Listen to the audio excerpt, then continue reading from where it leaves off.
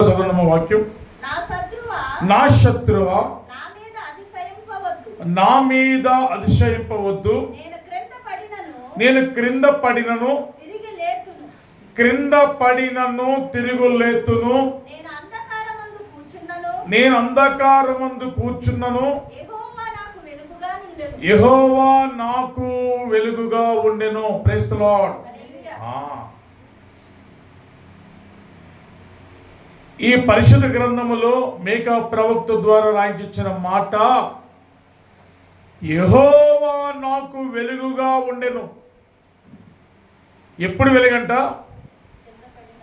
క్రింద పడినను అంధకారములో కూర్చున్నను, యెహోవా నాకు వెలుగుగా ఉండెను అని మీకా ప్రవక్తతో జీవమగల దేవుడు రాయించిన మాటలు. యోహాను సువార్తలో ప్రియులారా, ఆయనలో జీవముండెను, ఆ జీవము మనుషులకు వెలుగై ఉండెను. ప్రజలు చెప్పండి కూడా, దేవుని స్తోత్రం, హల్లెలూయా.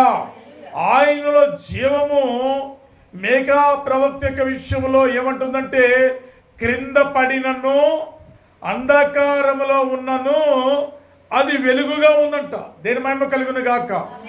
అందుకని ఆయనలో ఉన్న జీవము మనుషులకు వెలుగైండును. ఎప్పటి నుంచి ప్రారంభించబడిందయా అంటే, ఆది కాండములో మంటి నుండి మంటి ముద్దను బొమ్మగా మార్చిన దేవుడు ఆ యొక్క బొమ్మకు నాసికం అనగా ముక్కు, నాసిక రంధ్రముల ద్వారా మనుషులకు జీవవాయును ఊదగా నరుడు జీవాత్మయాడు.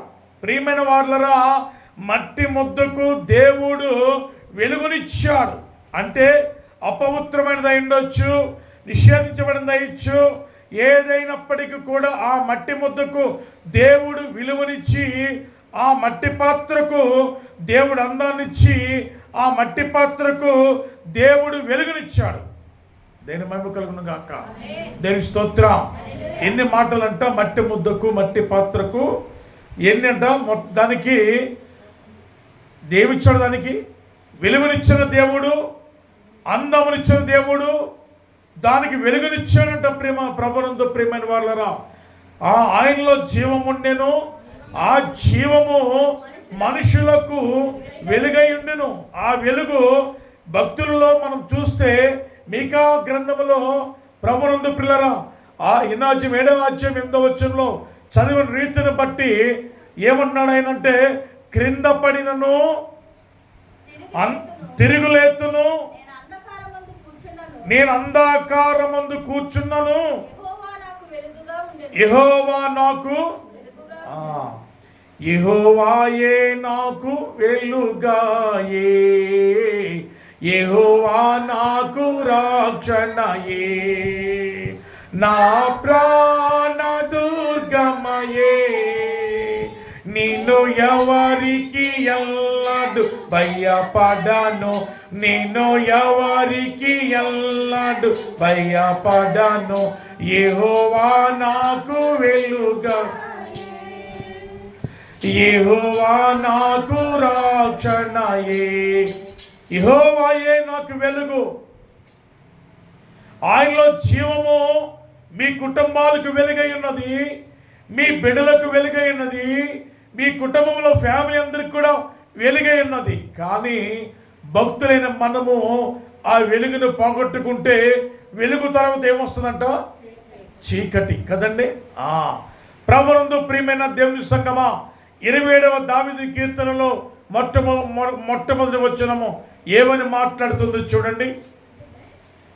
27 దావీదు కీర్తన, దావీదు గారితో రాయించినటువంటి గ్రంథములో, యెహోవా నాకు వెలుగును ఏమైనాడండి? యెహోవా నాకు వెలుగును. ఇక్కడ దావీదు గారి విషయంలో వెలుగుగా ఉన్నాడు ఆయన. రెండవది రక్షణ. దేవుని మహిమ కలుగును గాక. దేవుని స్తోత్రం. యెహోవా దేవుడు దావీదు గారి విషయంలో వెలుగుగా పనిచేయుచున్నాడు, రక్షణగా ఉన్నాడు.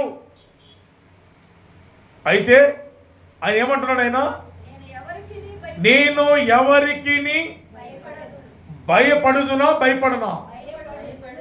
మళ్ళా చదవండి. భయపడుదునా అనుందా? భయపడుదును క్వశ్చన్ మార్క్ ఉంటుంది అక్కడ. Question mark, comma, full stop ఇవన్నీ ఉన్నప్పుడు మీరు కూడా జాగ్రత్తగా చదవాలి. రోడ్డు మీద వెహికల్ వెళ్తున్నప్పుడు అక్కడ మలుపురాళ్ళు ఉంటాయి, ఎస్ మార్క్ ఉంటుంది, జాగ్రత్తగా వెళ్ళాలి. హాస్పిటల్ ఉంటుంది, సింబల్స్ కనపడతాయి, హాస్పిటల్ హార్న్ కొట్టకూడదని ఉంటుంది. కొన్ని స్పీడ్ బ్రేకర్స్ ఉన్న కాడ ఇలా గీతలు పెట్టి ఉంటాయి, జాగ్రత్తగా వెళ్ళాలి. ఇలాగున్న సింబల్స్ బైబిల్ గ్రంథం చదువుతున్నప్పుడు అక్కడ కామాలు, ఫుల్ స్టాపులు అక్కడ ఇలాగ కనిపిస్తూ ఉంటాయి. దేని మహిమ కలుగును గాక. ప్రభునందు ప్రియమైన దేని బిడ్డలారా, దావీదు గారి జీవితంలో తండ్రి అనే దేవుడు వెలుగుగా ఉన్నాడంట. రెండవది రక్షణగా ఉన్నాడు. నీ జీవితంలో దావీదు గారికే కాదు, నీ జీవితంలో నీ కుటుంబానికి కూడా ఆయన వెలుగై ఉన్న దేవుడు. ఆ వెలుగు మీ కుటుంబాల్లో ప్రకాశించబోతుంది. నిష్ప్రయోజనమైన గ్రామాలు ఎక్కడ ఉన్నాయి? గలిలయ సమీపంలో ఏమున్నాయి? నజరేతు, బెత్లెహేము అమ్మా, ఇలా కొన్ని గ్రామాలు ఉన్నాయి.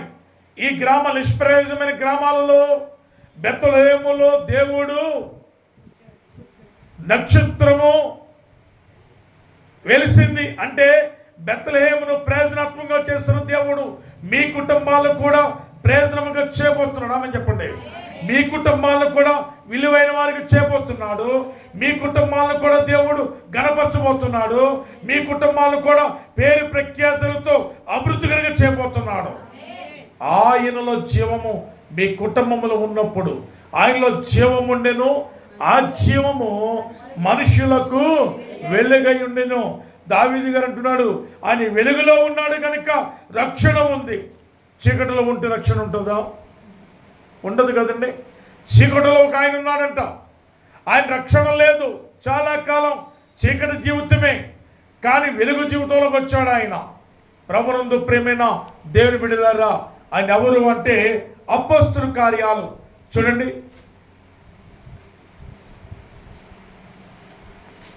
అపోస్తల కార్యాలు 12వ అధ్యాయం 7వ వచనం చూడండి. ఇదిగో ప్రభువు దూత అతని దగ్గర నిలిచెను. అతనుండిన గదిలో వెలుగు ప్రకాశించెను. దూత పేతురు ప్రక్కన తట్టి త్వరగా లెమ్మని చెప్పి అతను లేపగా సంకెళ్ళు అతని చేతుల నుండి ఊడిన. చాలండి, ఊడిపడెను. పేతురు గారు ఎవరుందంట? తండ్రి అయిన దేవుని యొక్క జీవాత్మ. దేని మహిమ కలుగును గాక. పేతురు గారిలో జీవాత్మ ఉంది. దేవుని యొక్క జీవమును కలిగి ఉన్నాడు. అయితే పేతురు గారు సరిసలలో ఉన్నాడు. ఆయన ఖైదీగా వేయబడ్డాడు. ఆ నిశరాత్రి గాఢాంధకరమైన చీకటిలో జీవాత్మ పేతురు గారిలో ఉంది కనుక, పేతురు గారు దేవుని బిడ్డ కనుక, పేతురు గారు దేవునికి ప్రియ కుమారుడు కనుక చీకటిలో ఉన్నవారిని దేవుడు విడిచిపెడతాడా? ఎప్పటికీ విడిచిపెట్టడు. మీకు అప్పులే ఉండొచ్చు, ఆర్థిక రుణాలు ఉండొచ్చు, అనారోగ్యాలు ఉండొచ్చు, కొదువు ఉండొచ్చు, కొరత ఉండొచ్చు, కరువు ఉండొచ్చు, కష్టాలు ఉండొచ్చు, కన్నీళ్ళు ఉండొచ్చు. అవన్నీ కూడా చీకటికి సూచనగా ఉన్నాయి. సంతోషము లేకుండా చేసేది ఏదైనా చీకటి సూచన. పేతురు సరిసలలో ఉన్నాడు, ఖైదీగా ఉన్నాడు, చీకటి గదిలో ఉన్నాడు, కానీ ఒక్కడే ఉన్నాడు. కానీ ఒక్కడితో ఎవరున్నారంట? దేవుని యొక్క దేవదూత పేతురు ప్రక్కకు వచ్చింది. హల్లెలూయా. ఒంటరిగా ఉన్నవాడు 10,000 మంది అవుతాడు. ఆమె చెప్పండి హల్లెలూయా, హల్లెలూయా. దూత చీకటి గదిలోని ప్రవేశించిన వెంటనే చీకటి గది ఏం కమ్ముకుందంట? వెలుగు కమ్ముకుందంట. ప్రియమైన దేవుని బిడ్డలారా, మనలాంటి చీకటి కుటుంబాలలో మనం దేవుని యొక్క జీవాత్మను కలిగి ఉంటే, దేవుని యొక్క శక్తిని కలిగి ఉంటే, చీకటి అనగా కష్టాలు, కన్నీళ్లు, ఇబ్బందులు, ఎన్నిబడి ఏదైనా అయినప్పటికీ కూడా చీకటి ప్రపంచంలో ఉంటే కనుక అన్నీ మనకు ఎదురవుతున్నాయి అనుకున్నప్పుడు చాలామంది అంటారు, అయ్యా గుడికి వెళ్తున్నాం, ప్రభుని నమ్ముకున్నాం, దేవుడు మాకేం చేస్తాడు చెప్పండి, ఏ మంచి కార్యం జరిగింది చెప్పండి. మా నోటి మాట మాట్లాడి దేవుని హృదయాన్ని గాయం చేస్తాం. దేవుడు ప్రతిదానికి సమయం ఇస్తాడు. ఆ సమయం వచ్చే వరకు కూడా మనం భరించాలి కొన్ని విషయాలు. పేతురు గారు చీకటి గదిలో ఉన్నారు, ఖైదీగా వేయబడ్డాడు ఆయన. ఆ ఖైదీలో ఆయన చీకటి గదిని భరించాడు ఆయన. దేవుడు పేతురు యొక్క వేదనను చూస్తాడు. ప్రభువా, మీ దాసుడైన నన్ను జ్ఞాపకం చేసుకోండి, అయా మీ సేవకుడైన నన్ను, నీ శిష్యుడైన నన్ను, అయా ఏంటి పరిస్థితి పేతురు గారి మనసులో ప్రార్థన చేసుకుని ఉండొచ్చు. వెంటనే దేవుని దేవదూత ఎక్కడికి వచ్చిందంట? చెరసాలలో ఉన్న ఖైదీగా వేయబడిన చీకటి గదిలోనికి వచ్చి ఏం చేసిందంట అమ్మా? పేతురు ప్రక్కన తట్టి త్వరగా లెమ్మని చెప్పాను. అతను లేపగా సంఖ్యలు విడిపోయినంట. ఎప్పుడైతే నీ జీవితంలో వెలుగు ప్రకాశించిందో, వెలుగు దేవునికి గుర్తు, నేను నమ్మగలను కాక, చీకటి సాతానికి గుర్తు. వెలుగు సంబంధులు దేవుని సంబంధులు, ఆత్మ సంబంధులు. చీకటి సంబంధులు సాతాను సంబంధులు, శారీరక సంబంధులు. వెలుగు సంబంధులు ఆత్మ సంబంధులు. ఎవరైతే ఆత్మ సంబంధులుగా ఉన్నారో తండ్రి అనే దేవుడు వారి ఇంటిలో ప్రవేశిస్తాడు.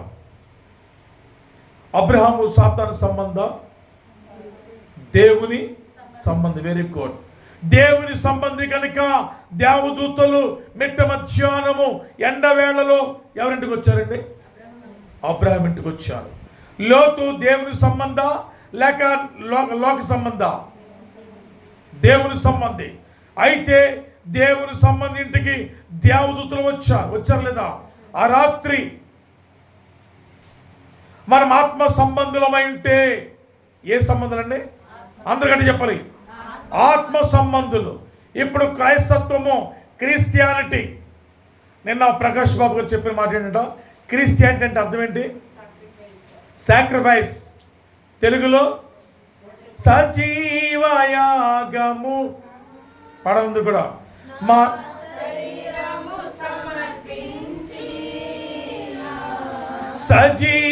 సజీవయాగముగా మన శరీరము, గట్టిగా పడండి, సంపూర్ణ శీదినందా శుద్ధాత్మను, మన శరీరాన్ని సాక్రిఫైస్ చేయాలి. క్రిస్టియానిటీ అంటే సాక్రిఫైస్ జీవితము. ఎవరిని క్రిస్టియానిటీ ఫ్యామిలీ అంటారంటే, ఏ కుటుంబం అయితే దేవునికి అంకితం అవుతుందో.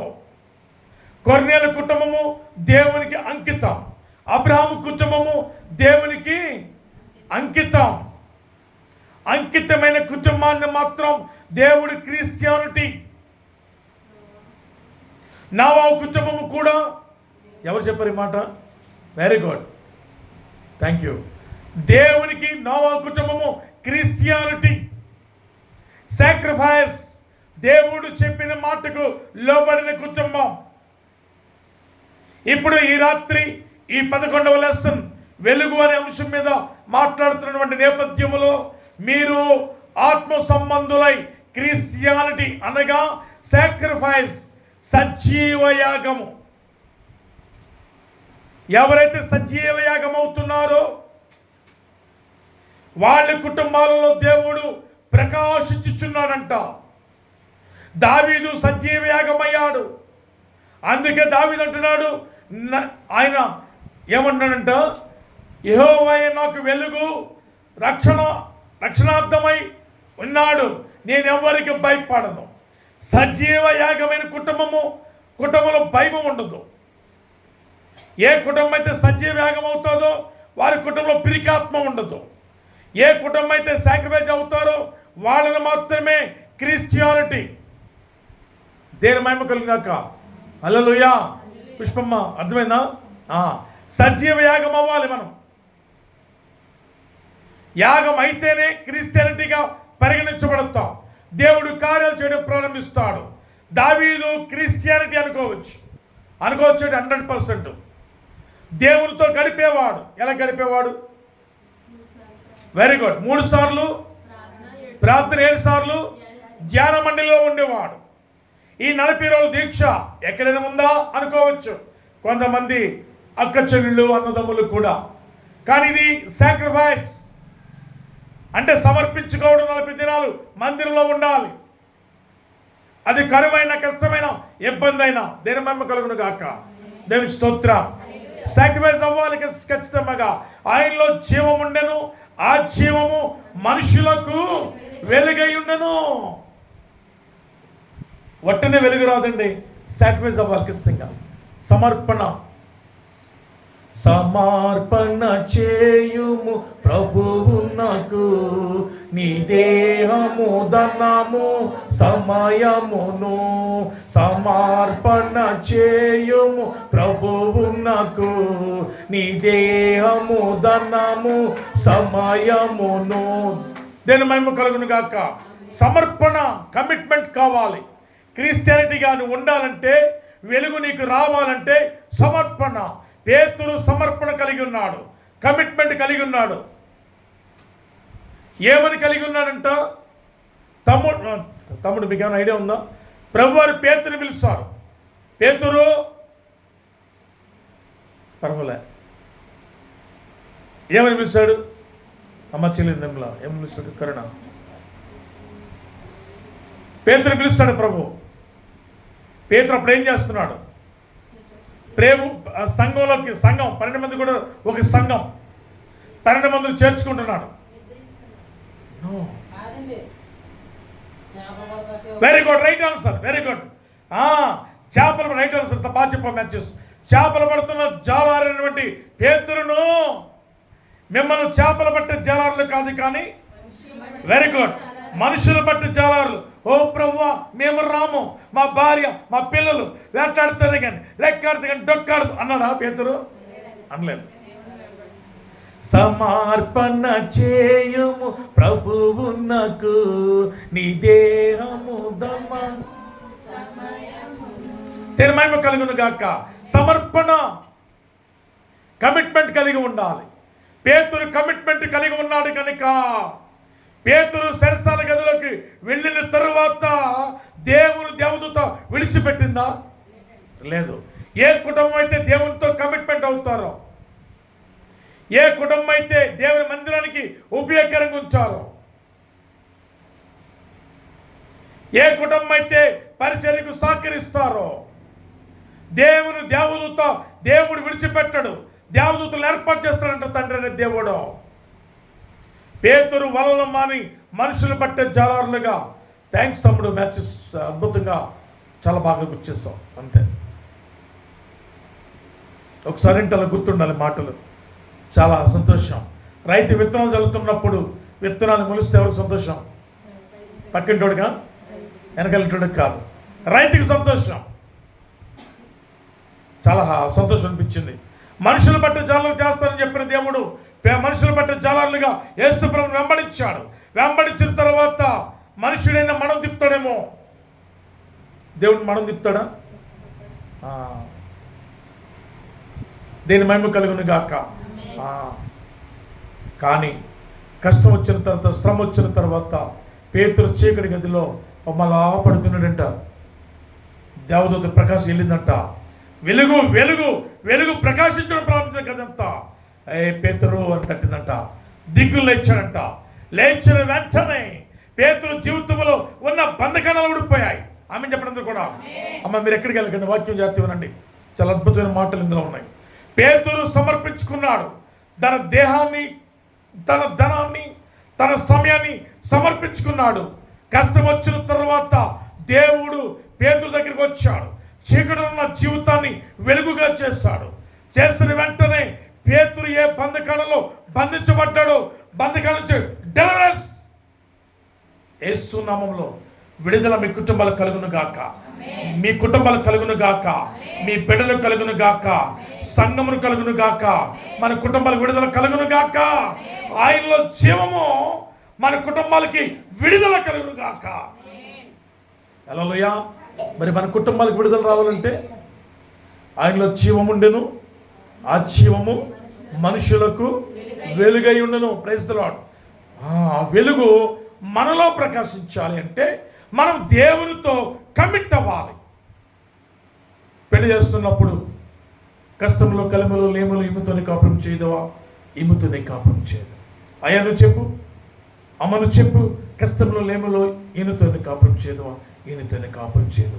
నీళ్ళలోకి వచ్చిన తర్వాత దేవునికి నీకు ఉడంబడిక. అమ్మను బ్రతికినంత కాలము కూడా యేసును విడిచిపెట్టవు కదా అంటే విడిచిపెట్టను. ప్రాణం ఉన్నంత వరకు కూడా మందిరంలో నమ్మకం ఉంటావా, నమ్మకం ఉంటాను.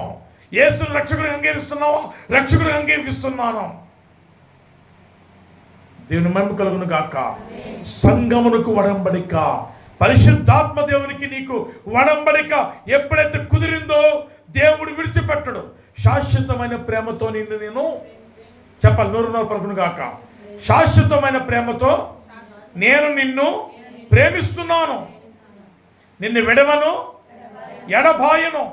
ఆమేన్. కమిట్ అయిన తర్వాత దేవునితో కమిట్మెంట్ అయితే నిన్నెప్పటికి విడిచిపెట్టడు. మేక ప్రవక్త అన్నాడు, నేను పడిపోయినను అగాధమైన చీకటిలో ఉన్న దేవుడు నన్ను విడిచిపెట్టడు. మేక ప్రవక్తతో మాట్లాడుతున్నాడు. ఇక్కడ పేతురు జీవితంలో చీకటి గదిలో ఉన్న పేతురు ఉన్న గదిలో వెలుగు నింపుదల జరిగింది. పేతురు లే అని లేపింది దేవదూత. సంఖ్యలు విడిపోయాయి. ఇంకెవరు సంఖ్యలు విడిపోయాయి? Very good. పౌలు శీలలు. హల్లెలూయా. ఈ పౌలు శీలలు సువార్త ప్రకటిస్తున్నారంట. ప్రకటిస్తున్న ఈ పౌలు శీలను అక్కడ అరెస్ట్ చేశారు. అయితే జైల్లో వేశారు వీళ్ళని. ఇలా పాటలు పాడుతున్నారు జైల్లో. యెహోవా నీ నామము ఎంతో, గొంతులు తెరవాలి. మీ గొంతులు తెరిస్తే దేవుడు వెలుగుతూ నింపుతారా ఈ రాత్రి. యెహోవా నీ నామము ఎంతో విలువై, ఎంతో బలమైనది, ఎంతో బలమైనది. దేని మహిమ కలుగును గాక. ఈ పౌలు శీలలో పాటలు పాడుతున్నారంట. 29వ వచనం, అపోస్తలుల కార్యాల 16:29.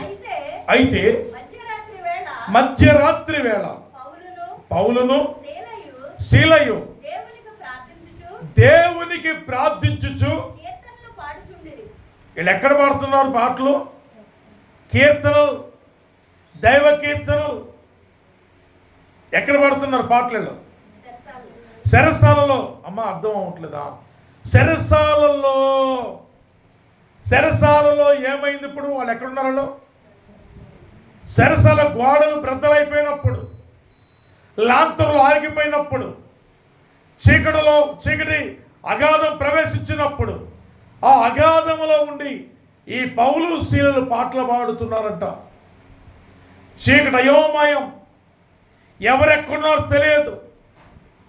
పౌలు శీలలు పిల్లరా పాటలు పాడుతున్న నేపథ్యములో వాళ్ళ కాళ్ళు ఇటువంటి గుదిబండలు కట్టారు. నేను ఎక్కడ మారిపోతారేమోనని సందగాడే కట్టారంట. జైల్లోకి వేసేటప్పుడు గుదిబండలు, కాళ్ళకి పెద్ద పెద్ద బండలు కట్టారు. కానీ ఈ పాడుతున్నప్పుడు ఈ గుదిబండలు ఊడిపోయాయి, గోడలు కూలిపోయాయి. కానీ చీకటిలో పాడుతున్నారు. వీళ్ళ ఆత్మ సంబంధుల, శరీర సంబంధుల? ఎలా చెప్తున్నారు?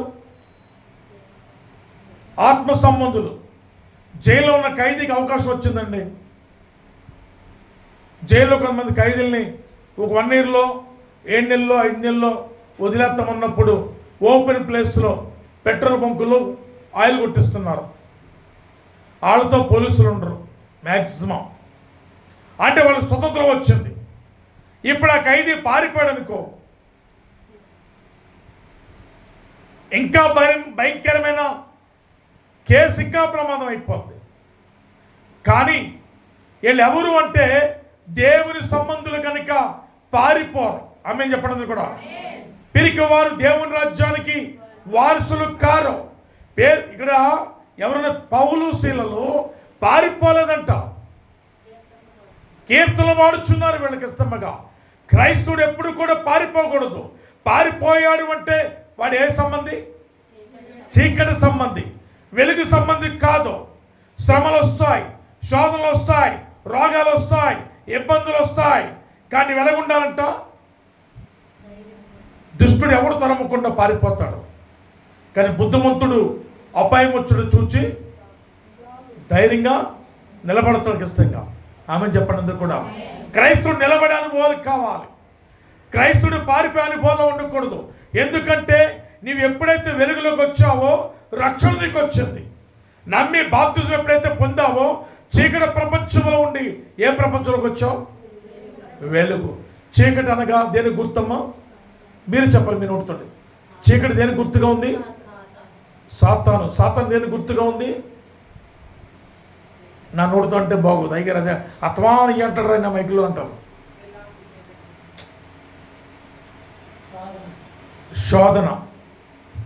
సాతాను ఏం చేస్తాడు మనుషులతోటి? Very good. సాతాను ఏం చేస్తాడంట? దేవుడు చేస్తాడా? చేయించడు. కానీ నీడలోకి వచ్చిన తర్వాత ఆ మనిషి అంతకుముందు చీకటి సంబంధ, వెలుగు సంబంధ? చీకటి సంబంధి అంటే అపవాది సంబంధి కదండి. ఈ వెలుగులోకి వచ్చిన తర్వాత ఎవరి సంబంధిగా మారాడు? వెలుగు సంబంధిగా మారాడు. దావీదు కీర్తనలో దావీదుతో రాయించినటువంటి కీర్తన, యెహోవాయే నాకు వెలుగుగా ఉన్నాడు, రక్షణనే ఉన్నాడు, నేను ఎవరికి కూడా భయపడను. క్రైస్తవుడు రక్షణ పొందాక, బాప్తిజం పొందాక, రక్తమాంసాల పాలు భాగస్తులయ్యాక భయపడకూడదని ఈరోజు పాఠము పిల్లరా. నేను ఎవరికి భయపడతాను? ఇంకా ఇక్కడ దేవుడే ఒక ఆయన మెగా పవర్ వెనకాల ఉన్నప్పుడు ఇంకెవరికి భయపడతాం? దేవుని ముందు సాతాను క్రియలు లయమవుతాయి, సంఖ్యలు తెగిపోతాయి, ఆత్మల నుంచి విడుదల వచ్చేస్తాయి, అనారోగ్యం దేవుడు బాగు చేస్తాడు. ఆత్మలో నిలబడినప్పుడు, ఎప్పుడైతే ఆత్మలో నిలబడ్డావో భయపడే ఆ అనుభవం మాత్రము నీ ఇంటిలో కానీ, నీ వాకటులో కానీ, నీ ఒంటిలో కానీ, నీ కంటిలో ఉండదు యేసునామములో. హల్లెలూయా. భయము లేకనే సాగేదం, బ్రతుకు మీద ఆశ లేదులే, జీవమైన మరణమైన యేసే నాకాధారము, యేసే నాకాధారము. భయము లేకనే సాగేదం, బ్రతుకు మీద ఆశ లేదులే, జీవమైన మరణం యేసే నాకాధారము, యేసే నాకా. వెలుగులోకి వచ్చాక ఎవరు ఆధారం ఇప్పుడు మనకి? అది నాయకులు కాదు, అధికారులు కాదు, ఎవరు కాదు, కానీ యేసు నీకు ఆధారం. ఆయన మనకు ఆధారమై ఉన్నాడు. ఇవాళ లోకపరముగా ప్రతి కుటుంబానికి కార్డు ఉందని అడుగుతున్నారు. ఏ కార్డు అది? ఎందుకు భయపడుతున్నారు అసలు? ప్రతిదానికి డాక్టర్లకు రమ్మంటే కాంట్రాక్టర్ జిరాక్స్ అంటారు, లేదా ఫోటో స్టూడియోకి వెళ్తే ఆధార్ పెట్టరమ్మంటారు, ఓటర్ ఎంత వెళ్తే పెట్టరమ్మంటారు. దేనికి అడుగుతున్నారు? ఆధార్ కార్డు. నీ జీవితంలో నీ పొలం ఉందా, ఉద్యోగం ఉందా, నీ కుటుంబ పిల్లలు ఎంతమంది, నీ ఇల్లు ఎక్కడా, నీ ప్రాపర్టీస్ ఎక్కడా, ఆధార్ కార్డు లింక్ టైప్ చేసి కొడితే మొత్తం మన యొక్క డేటా వచ్చేస్తుంది ఖచ్చితంగా. యేసు నీకు ఆధారం ఉన్నప్పుడు ఏ సాతానుని ఏం చేయలేడు, ఏ అపవాదిని ఏం చేయలేడు, ఏ దుష్టుడిని ఏం చేయలేడు, ఏ దుర్మార్గుడిని ఏం చేయలేడు, ఏ వ్యాధిని ఏం చేయలేదు. ఆయనకి ఆధారమై ఉన్నప్పుడు ఆమె చెప్పండి కూడా హల్లెలూయా. ఆయన ఆధారమై ఉండాలంటే నువ్వే సంబంధం ఉండాలి? ఇప్పుడు వెలుగు సంబంధం ఉండాలి. ఆయనలో జీవం ఉండెను, ఆ జీవము మనుషులకు వెలుగై ఉండెను. ఇప్పుడు ఆయనలో ఉన్న జీవము పౌలు శీలలో ఉంది. ఎవరికి వెలుగు తెలిసిందంటే చదవండి 29లో 16-29. ఖైదీలు వినుచుండిరి, అప్పుడు అకస్మాత్తుగా మహాభూకంపము కలిగెను, సరిసాల పునాదులు అదరెను, వెంటనే తలుపులన్నీ తెరుచుకొనెను, అందరి బంధకాణలు ఊడిపోయెను. అంతలో చెరసాల నాయకుడు మేలుకొని చెరసాల యొక్క తలుపులన్నీ తెరిచి ఉండుట చూచి ఖైదీలు పారిపోయారు అనుకుని కత్తి దూసి అది పౌలు శీల పాటలు పాడుతుంటే ఖైదీలు వింటున్నారంట. వీళ్ళ ఆత్మ సంబంధులు, వెలుగు సంబంధులు. మనం ఉద్యోగంలో ఉన్నా, పొలంలో ఉన్నా, ఇంటికాడున్నా వెలుగు సంబంధులు ఏ పాటలు పాడాలి? దేవుని. అంతేనే కదా, వీళ్ళు జైల్లో ఉండి కూడా దేవుని పాటలు పాడుతున్నారు. అద్భుతం జరగాలంటే నీ ఇంట్లో ఉన్నప్పుడు దేవుని పాట పాడాలి, నీ పిల్లలతో పాటలు పాడించాలి, నీ కుటుంబ సభ్యులందరూ దేవుని పాటలు పాడాలి, కొత్త కీర్తనలు పాడి దేవుని కనపరచాలి. దేవుడు సమయాన్ని ఇచ్చిన మన పాటలు పాడలేకపోతున్నాం, దేవుడు సమయాన్ని ఇచ్చిన వాక్యాన్ని వినలేకపోతున్నాం. దేవుడు సమయాన్ని ఇచ్చాడు, కానీ జైల్లో ఉండి కూడా పౌలు శీలలు పాటలు పాడుతున్నారంట, కీర్తనలు పాడుచున్నారంట. అమ్మ అరే చెల్లి, ఎవరు వింటున్నారు ఇక్కడ? ఖైదీలు వింటున్నారు. అమ్మ సుందరం, ఎవరు వింటున్నారు? ఖైదీలు వింటున్నారు ఖచ్చితంగా. వీళ్ళ పాటలకి వీళ్ళలో ఉన్న దొంగ బుద్ధి కూడా పోయింది, పారిపోదాం అన్నది కూడా పోయిందంట. ఆమె చెప్పడంతో కూడా హల్లెలూయా. ఇక దొంగతనాలు మేము చేయకూడదు అన్న ఆలోచన పోయింది కాబట్టి గోడలు కూలిపోయినా, తలుపులు తెరబడినా పారిపోయారా? ఆమె చెప్పడంతో కూడా హల్లెలూయా. అంతే. ఇక్కడ పౌలు శీలలు దేవుని ఆత్మ చేత వెలిగించబడ్డారు, అక్కడ ఖైదీలను మార్చారు. ఆమె చెప్పడంతో కూడా మన జీవితంలో ఏది జరిగినా మనమని చదువుకోవాలి. ఖైదీలకి వెళ్ళి సువార్త చెప్తారు, కుదురుద్దా? ఖైదీలకి వెళ్ళి సువార్త చెప్పాలంటే నాకు లాంటి ఎక్కడన్నా మర్డర్ చేయాలి. కానీ పౌలు శీలలు మర్డర్లు చేస్తారా? హత్యలు చేస్తారా? దొంగతనాలు చేస్తారా? లేదు. అది దేవుని ప్రణాళిక. జైల్లో ఉన్న వాళ్ళు సువార్త వెళ్ళాలి. ఆమె చెప్పడం కూడా ఇవాళ సోషల్ మీడియా, ఫేస్బుక్, యూట్యూబ్ కదండి, ఇంకా ఎన్నోన్నాయి, ఇన్స్టాగ్రామ్ ఉంది, ట్విట్టర్ ఉంది, స్నాప్చాట్, ఇంకా చాలా ఉన్నాయి కదా, ఎన్నో వచ్చినాయి. ఎక్కడికి వెళ్ళాలని ప్రాంతాలకు వెళతాయి. ఒక్కసారి మన యూట్యూబ్లో రిలీజ్ చేసినా, ఫేస్బుక్లో లైవ్లో ఇచ్చేసినా ఇక్కడ మీరేనది 4-10 మంది ఉంటారు. కానీ ప్రపంచవ్యాప్తంగా దేవజనుడు కరుణాకర్ గారి యొక్క వాక్యం వెళుతుంది. చెవిగలవాడు వినును గాక, వాళ్ళు ఆశ్రయించబడును గాక, వాళ్ళు దీవించబడును గాక. అంతే. కానీ అప్పుడు సోషల్ మీడియా లేదు. ఉందండి? ఎర్రజ్యోతి ఉందా? లేదు. సోషల్ మీడియా లేదు. కానీ దేవుడు కొండలకు పంపించాడు, కోనలకు పంపించాడు, అనేక చోట్ల పట్టణాలకు పంపించాడు, పట్టణాలకు పంపించాడు. చివరికి పౌలు శీలలను ఎక్కడ పంపించాడట? జైల్లోకి. మరి జైలుకు సువార్త వెళ్ళదు కదా. అక్కడ ఎవరుంటారు? దుర్మార్గులు, దొంగలు, హంతకులు కదండి, అత్యాచారాలు చేస్తున్నవాళ్ళు, పాపములు ఉన్నవాళ్ళు, దుర్మార్గులు జైల్లో ఉంటారు. వాళ్ళ సువార్త వెళ్ళడం కోసం దేవుడే పౌలు శీలను వెలిగించాడు. పౌలు యొక్క సౌలుగా ఉన్నప్పుడు స్థితి ఏంటి?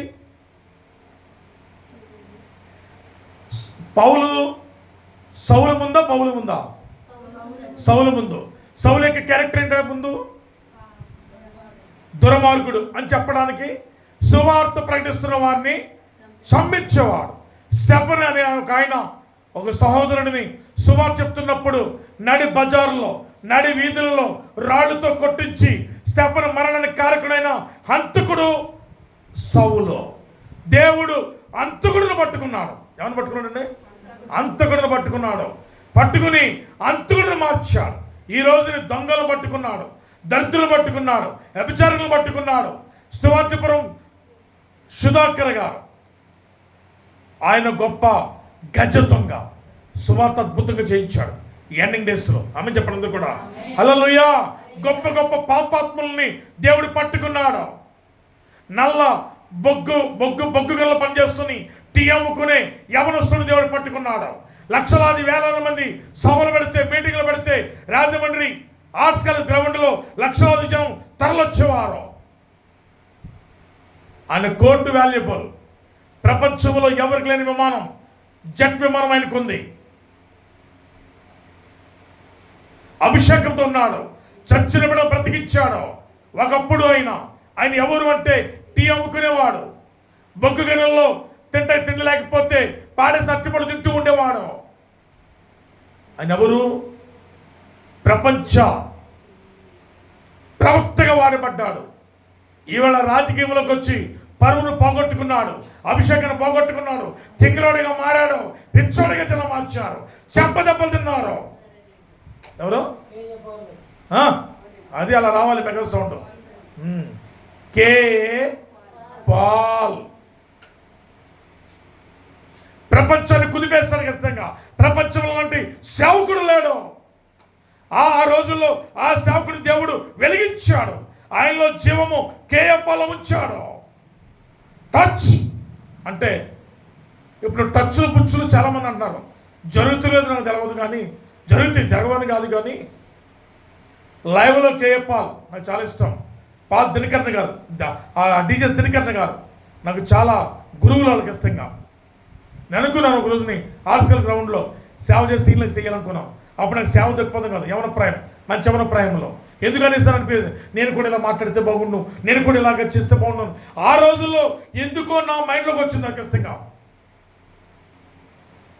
చాలా బాధకర విషయం. ఇవాళ పాపమైన అభిషేకం కోల్పోయాడు ఇష్టంగా. ఏమైపోయాడంటే తొట్టిల్లిపోయాడు, బలహీనుడైపోయాడు. ఆయన పాపం చేస్తే కాదు, రాజకీయాన్ని దరిద్రం పట్టింది. అభిషక్తుల సంగతి మర్చిపోయాడు. సాతానుడు మార్చేస్తాడు ఇష్టంగా. హల్లెలూయా. ఇస్కరియోతు యూదా 12 మందిలో సంఘంలో ఒక్కడు. వాడిని కూడా హల్లెలూయా మార్చేసాడంట. హల్లెలూయా. ఎక్కడుందో తెలిసేది? ఎక్కడుందో తెలుసా?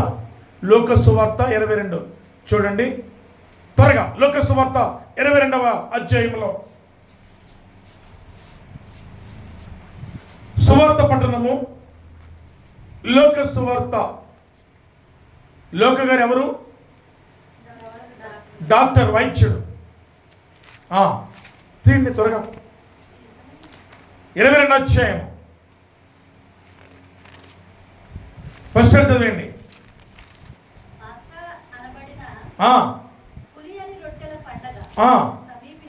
పస్కా అన్నబడిన పులిల రొట్టెల పండగ సమీపించెను. ప్రధాన యాజకులను శాస్త్రులను ప్రజలకు భయపడి గనుక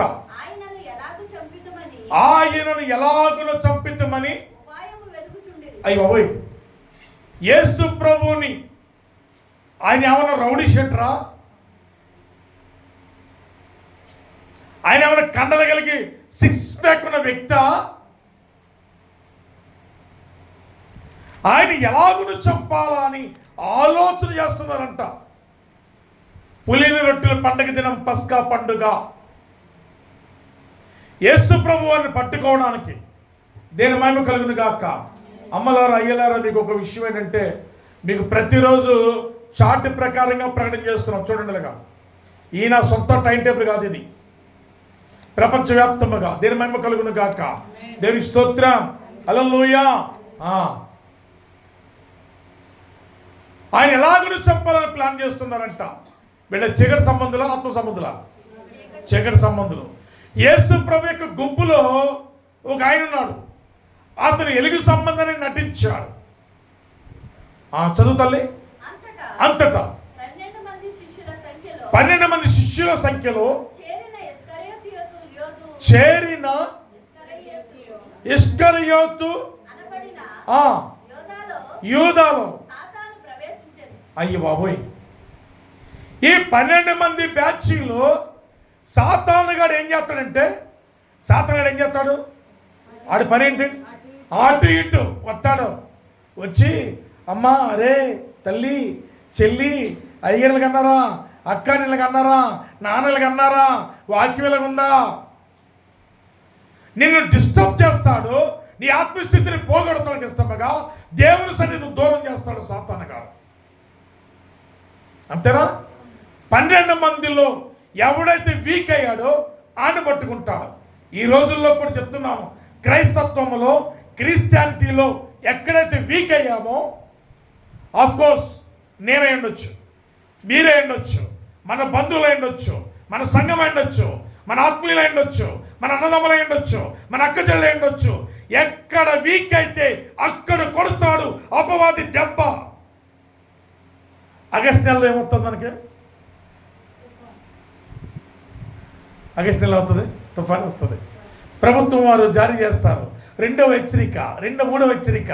అయ్యలారా అమ్మలారా, మీరు ఈ మెరక ప్రాంతాలకు వెళ్ళిపోండి, ఈ దరిదాపులు మాత్రం ఉండకండి. ఇదిగో పలానా లంక ఏరియాలో గట్టు తెగబోతుందని చెప్పినప్పుడు మనం ఏం చేస్తాం? బట్టలు గట్టు దిగని మనకున్న దత్తవిలి కాయలు కొట్టి పారిపోదాం అనుకుంటాం. ఖచ్చితంగా పెట్టి ఎత్తిమే పెట్టుకుందాం, చెలో రాంపలం ఖచ్చితంగా అంతే.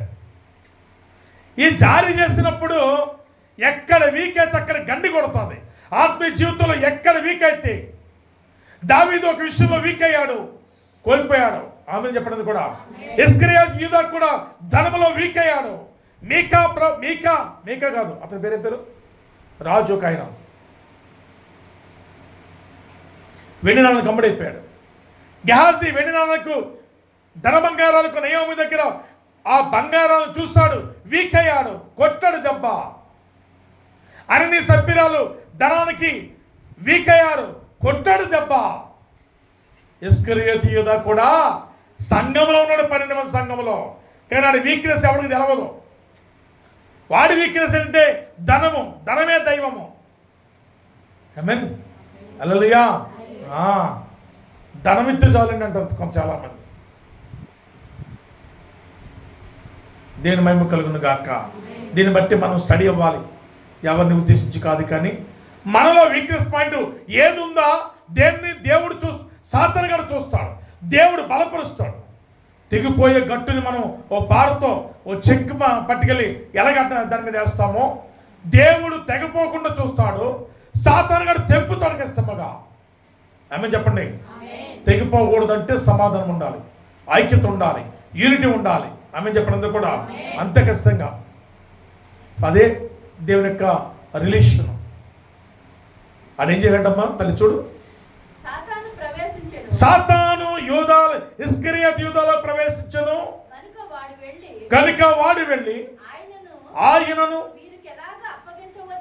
ఎలాగున అప్పగించవచ్చును దానిని గూర్చి ప్రధాన యాజకులతోనూ అధిపతులతోనూ. అయ్యి బాబోయ్, వీడికి పట్టేసింది పెచ్చ ధనం అనే పెచ్చ పట్టేసింది. ఎన్ని వెండి నాణాలు? వెరీ గుడ్, 30 వెండి నాణాలు కదండి. యోసేపును అమ్ముకున్నారు. ఎన్ని వెండి నాణాలు? 11 మంది అమ్మారు. ఎన్ని? 20 వెండి. Very good answer. 20 వెండి నాణాలకు అమ్మారు. కానీ ఇస్కరియోతు యూదా 30 వెండి నాణాలను అమ్మివేస్తాడు. 3 10 30. ఎంత దౌర్భాగ్యం చూడండి. సంఘంలో యేసుతో ఉన్నాడు, పేతురు, సీమోను, ఆంద్రేయ, యాకోబు, ఇలాగ అందరితో కూడా ఉన్నాడు. కానీ అందరూ బాగానే ఉన్నారు. కానీ ఒక్క చోట ఒక్కడిలో వీక్ అయ్యాడికి ఇష్టంగా సంఘము. అందుకే సంఘం అంటాను నేను ఎప్పుడు కూడా. సంఘం ఎలా ఉండాలి? బలంగా ఉండాలి, ఆత్మీయంగా ఉండాలి, బలంగా ఉండాలి, బలవంతులుగా ఉండాలి. అందుకే దావీదు అంటాడు, ఏమన్నాడైనా, నేను యెహోవా నాకు వెలుగు, నాకు రక్షణ అయ్యున్నాడు, నేను ఎవరికి భయపడుదును. ఎవయా నేను ఎవరు భయపడతానయా? నా తండ్రి ఉండగా నేను ఎవరు భయపడతాను? ఖబర్దార్. మా అమ్మ ఉండగా నేను ఎవరు భయపడతాను? ఖబర్దార్ అన్నట్టుగా దావీదు అన్నాడు, నాకు ఆయన ఉన్నాడు కనుక నేను ఎవరికి భయపడతాను? ఖబర్దార్. అలాంటి గర్స్ నీకు రావాలంటే ఆత్మలో ఎదిగిపోవాలి, వాక్యం నీలో ఉండాలి, దేవుని వెలుగులో నింపుదల జరగాలి ఖచ్చితంగా. ఇస్కరియోతు యూదాలో వీక్నెస్ వచ్చింది. సాతాను దూరాడు వాడిలోనికే. సృష్టికర్త, దైవ కుమారుడు, దైవసుతుడు, పరిశుద్ధాత్మను జన్మించాడు, చచ్చిన వారిని లేపాడు, బ్రతుకున్న వారిని వెలుగులో నడిపించాడు. అద్భుతాలు చేసినటువంటి దైవ కుమారుడిని 30 వెండి నాణాలకు అమ్మిన దౌర్భాగ్యుడు. మనం వెలుగులో ఉంటే ధనానికి అమ్ముడైపోకూడదు. ఆమె చెప్పడం కూడా హల్లెలూయా. దైవానికి ఉండాలి కానీ నీ ధనము నమ్మితిని, ధనం అక్కడికి మాత్రము రాలేదు. ధనం నమ్ముకోకూడదు ఎప్పుడు కూడా. కానీ వెలుగులో నింపుదల పౌలు శీలు ఉన్నారు, పాటలు పాడుతున్నారు. దేవుడే పంపించాడు జైల్లోనికి. పౌలు శీలు పాటలు పాడుతుంటే ఖైదీలు, ఒరే నేను వెళ్ళాక దొంగతనం చేయకూడదు, నరహత్య చేయకూడదు, అబద్ధాలు చెప్పకూడదు, అలా జైల్లో నేను ఆ కోర్టులో అబద్ధాలు చెప్పకూడదు, నా పాత జీవితము నా పాత రొత్త ఉండకూడదని వీళ్ళకు కనివిపోయిందంట. చెప్పలు కూడా ప్రభుత్వం కనిపించినంత కూడా. హల్లెలూయా. వీళ్ళ గట్టిగా ఉండాలి. వీళ్ళ పాటలు పాడుతున్నప్పుడే వారి మనసు వచ్చింది అని చెప్పడానికి కారణం ఏంటంటే గోడలు కూలిపోయాయి, తలుపులు తెరబడ్డాయి, చీకటిగా ఉంది, ఇక్కడ వీళ్ళకున్న సంఖ్యలు ఊడిపోయాయి. కానీ మారు మనసు లేకపోతే వీళ్ళు ఏమైపోతారో చెల్లి అమ్మా? పారిపోతారంట. ఉంటారనే ఏ ఒక్కడు కూడా ఉండనే ఉంటారంట, ఖచ్చితంగా పారిపోతారంట.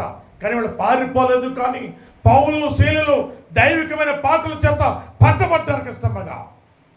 నీవు కూడా పనిలో ఉన్న ఊడి పుడుతున్నా దేవుని పాట పాడుతుంటే, అక్క నీకు నాకు కూడా పాడాలంది, అక్క నీతో పాటు గురికి రావాలంది అనొచ్చాము ఒకవేళ కదండి. ఒకవేళ స్కూల్లో ఒక గంటలు వండుతా గవర్నమెంట్ జాబ్ అది కూడా పాటలు పాడుతుంటే అక్కడ పిల్లలు వినొచ్చు, నీతో కొలిక్స్ వినొచ్చు. అక్క ఆంటీ నీకులాగా నేను ఆత్మీయంగా ఉండాలని అనిపిస్తుంది అక్క నీ పాట విన్నప్పుడు. దీని మేము కలుగును గాక.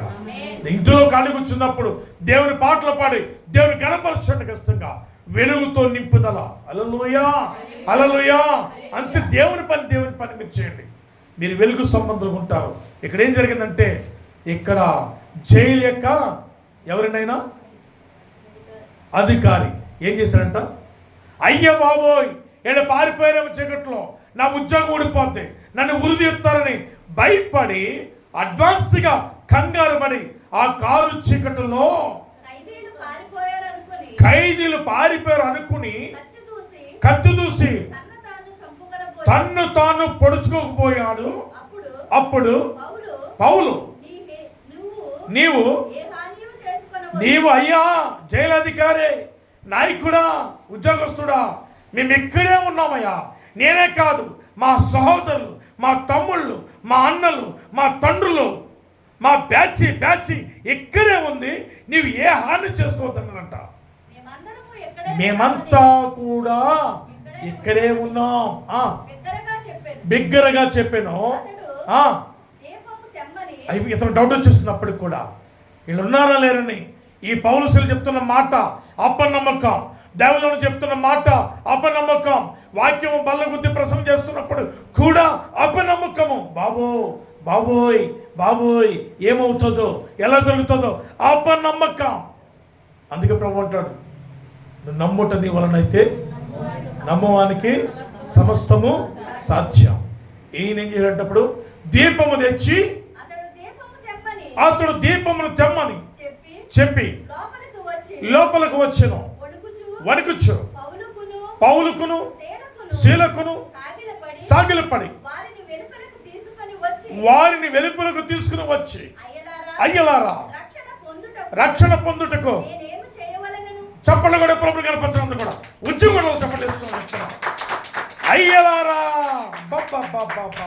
అన్యుడైన జైలధికారి, దేవుని ఎరగిన జైలధికారి, రక్షణ జైలధికారే పౌలు శీలను బట్టి, అయ్యా రక్షణ పొందుటకు నేను ఏమి చేయవాలి అను. రక్షించబడిన సౌలు గుర్రమించబడ్డాడు. ఎవడు అడిగాడు? యేసుని. నీవు హింసించుచున్న యేసుని ప్రభువా చెప్పారు. అప్పుడు అన్నాడు, నేనేమి చేయవాలి అను.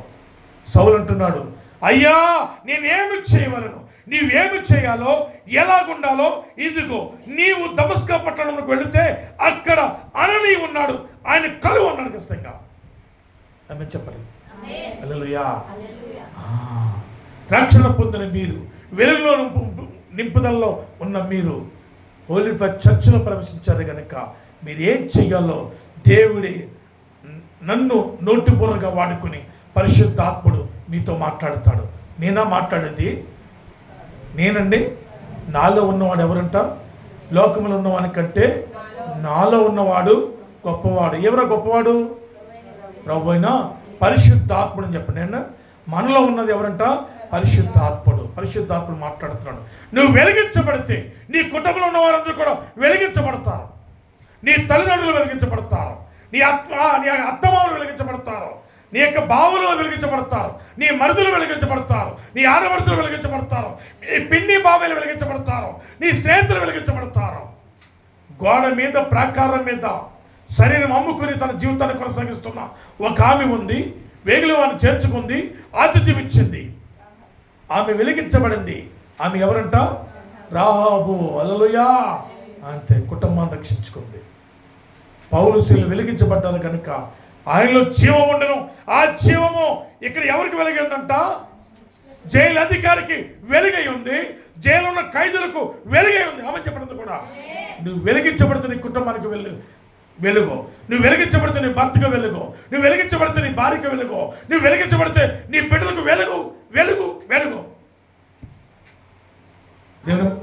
అందుకు వారు ప్రభు అయిన యేసునందు విశ్వాసం ఉంచుకుని అప్పుడు నీవును నీ ఇంటి వారును రక్షణ పొందుదురని చెప్పాను. రక్షించబడ్డాడు జైలు అధికారి. పౌలు శీలలు జైల్లోకి వెళ్ళడం వలన అక్కడ జైలు అధికారి మారు మనసు పొందాడు. నువ్వు ఒక ఇంటికి కోడలు రావడం వల్ల నీ కుటుంబ సభ్యులు మారు మనసు పొందుతారు. ఆమె చెప్పండి. హల్లెలూయా. ఒక కుటుంబంలోనికి నువ్వు కోడలుగా వచ్చావంటే ఆ కుటుంబం మారు మనసు.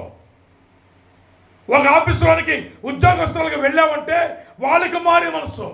దేవుని ఎక్కడ పెట్టినా, జైల్లో ఉన్నా వాళ్ళకి మారి మనసు, ఇంటిలో ఉన్నా వాళ్ళకి మారి మనసు, స్నేహబంధంలో ఉన్నా వాళ్ళకి మారి మనసు. అలాంటి జీవితం కలిగి ఉంటే దేవుని దేవదూతలను మీ కాళ్ళకు రాయి తగలకుండా ఎత్తి పట్టుకుంటారు. ఆమె చెప్పండి. ఏ అపాయం మీ వద్దకు రాదు, రానివాడు. పరిశుద్ధాత్మ దేవుడి కొద్ది మాటలను దేవుడు దీవించునుగాక. ఆమేన్. తల్ల వంచని ప్రార్థిస్తున్నాం. పరిశుద్ధుడా, ప్రేమ గల తండ్రి, మీకు వందనాలు, స్తోత్రాలు చెల్లిస్తున్నాం. ఇంతవరకు విత్తిన వర్తమానం అనేక మంది కుటుంబాలకు ఐశ్వర్యకరం ఉండునుగాక, సంఘానికి దీవెనకరం ఉండునుగాక, మేలులతో నింపుదల జరుగునుగాక, సంఘం వర్ధిల్లునుగాక, విన్నవారు రక్షించబడుతునుగాక. యేసు జైలు అధికారి మారు మనసు పొందినట్లుగా మారు మనసు రక్షణ పొందుకుందురుగాక. యేసు నామములో అడుగుచున్నాను పరమ తండ్రి. ఆమేన్. ఆమేన్. మీ అందరికి వందనాలండి. Praise the lord.